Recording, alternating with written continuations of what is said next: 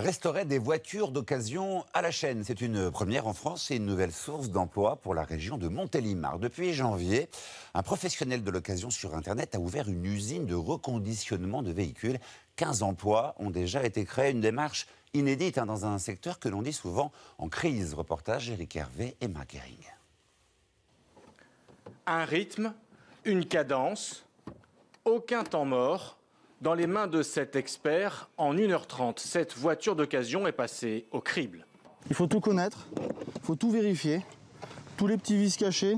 Objectif, remettre en état la voiture en un temps record, pour la revendre aussitôt. Une opération répétée pour chaque véhicule d'occasion qui arrive dans cette usine, unique en son genre. Chaque tâche a été rationalisée.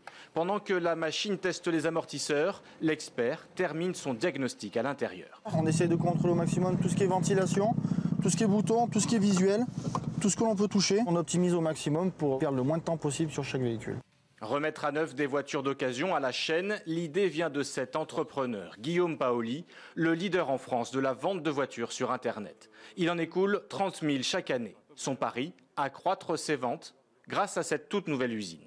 Il y a un flux, c'est-à-dire que la voiture elle arrive, elle est suivie dans un parcours. Les données du véhicule sont intégrées en amont dans le système informatique, donc on sait à quel moment il faut mettre quelle pièce et quelle intervention il faut faire. Et effectivement, il y a du rythme, il y a des cadences. À terme, 9000 voitures par an transiteront ici. Une fois prêt, le véhicule est pris en photo et mis aussitôt en vente sur le site internet. C'est le juste à temps. On finit la voiture de l'atelier, on la met en ligne pour le client pour toucher un maximum d'acheteurs. 15 personnes ont déjà été embauchées et d'ici un an, les effectifs devraient atteindre 60 à 80 salariés. Début 2015, une deuxième usine de ce genre pourrait ouvrir en région parisienne.